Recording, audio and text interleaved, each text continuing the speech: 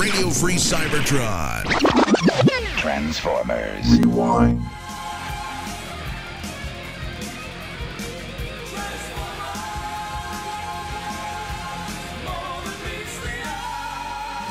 This week on Transformers Rewind, we're watching Transmutate. The royalty was right. It is useless.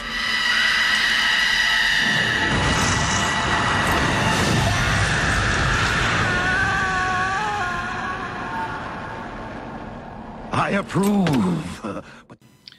Rampage and Silverbolt engage in the battle of emotion and will over a mentally simple, structurally deformed robot newly emerged from one of the last functioning stasis pods. They are your enemies.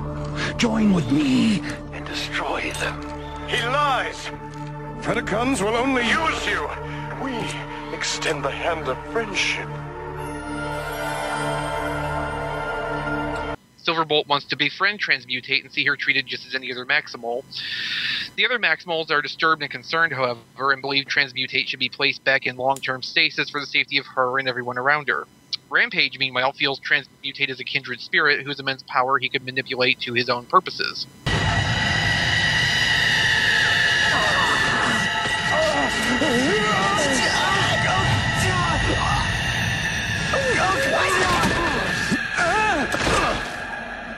Transmutate. Do not speak. None shall hurt you now. Come with me. Come.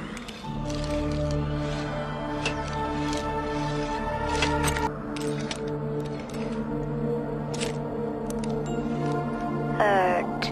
Yes, he is hurt. Badly. But I can help him. I must get him to the base to be repaired. And you too.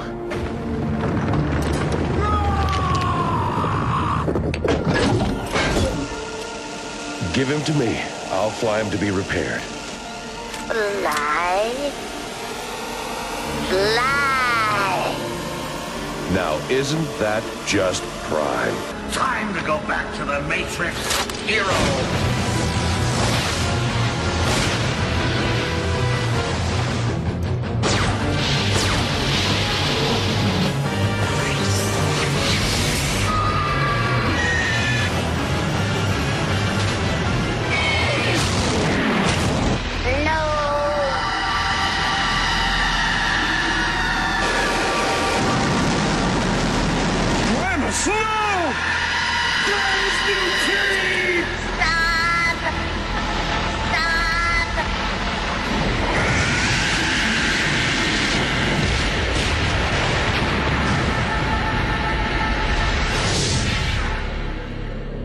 Cheetor and I will take care of Rampage. No. Let him be. For the moment, we are brothers.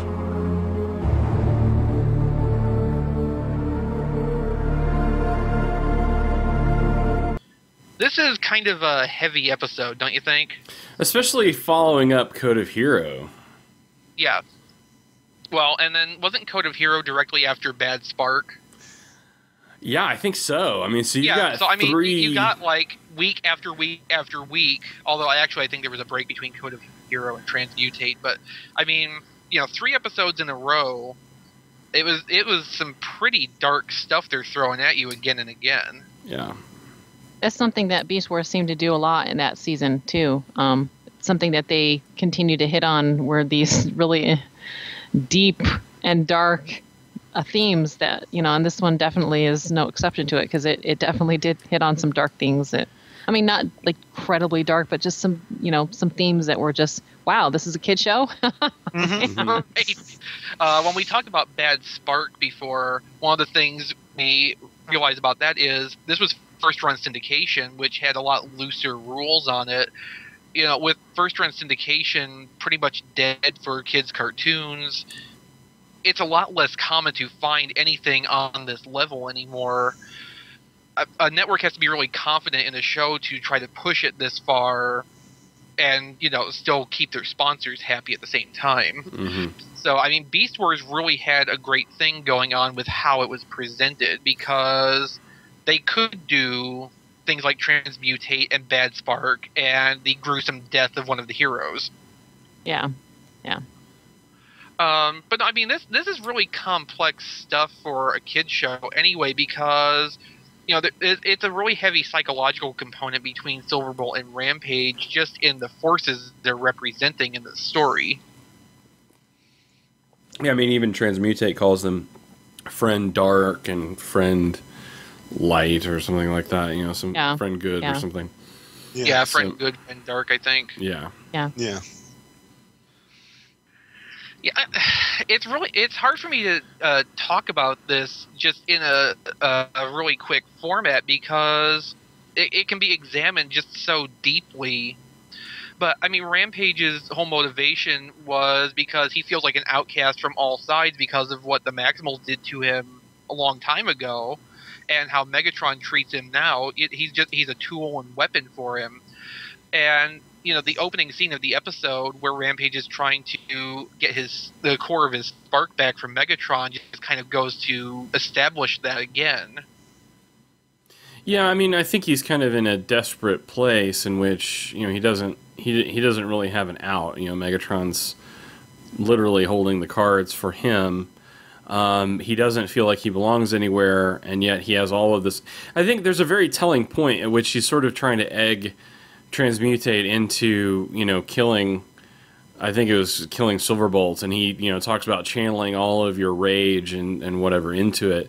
And I think you get a glimpse into Rampage in that way, because you kind of see where he's coming from, personally on that level, that he does have all of this anger and frustration, and that he's venting it towards whatever it is he's being pointed at, or whatever it is in front of him.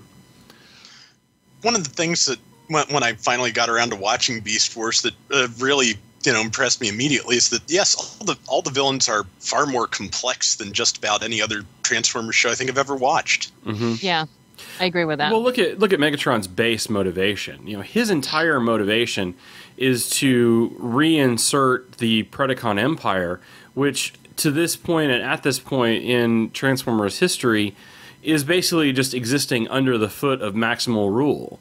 They are the social outcasts. And this group of Predacons that he puts together is really a ragtag group of, Predacons. And misfits and things that he puts together.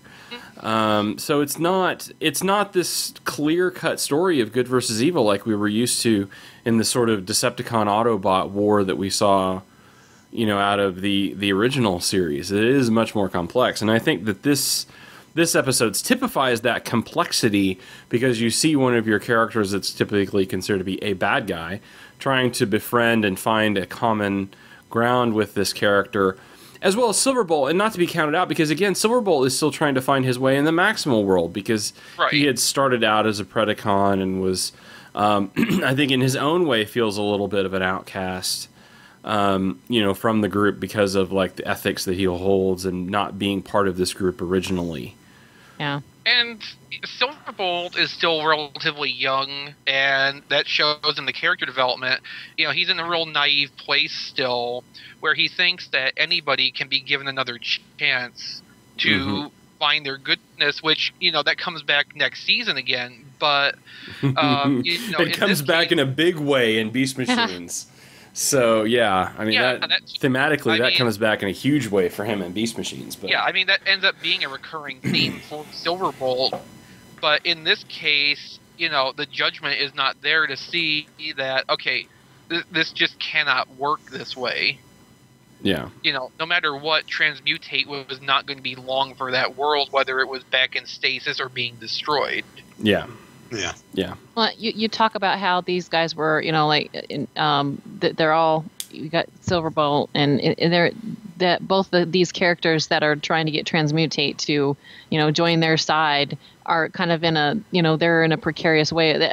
It's almost typified by the fact that Transmutate is also in that position as well, because both sides seem to reject Transmutate in certain ways, like Megatron's like, it doesn't transform, get rid of it, and then the Maximals are like, well, we should put it in stasis to protect itself, and because it's got so much power, and it, but it was just kind of like, it makes you sad.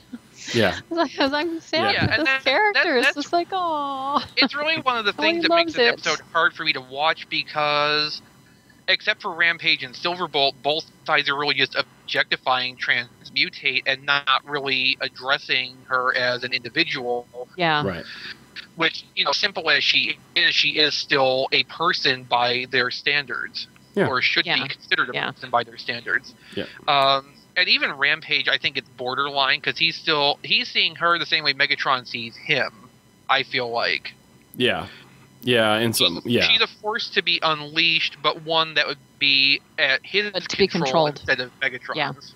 Yeah, I think there's a certain element of that for sure.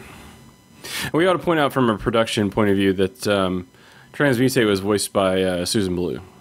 Mm-hmm. So that's kind of And interesting. that's why you get the Great Aunt RC Very reference. in the fitting. Right. script, too. Yep. Who at this point was doing the voice directing for the series, but yeah. She jumps on.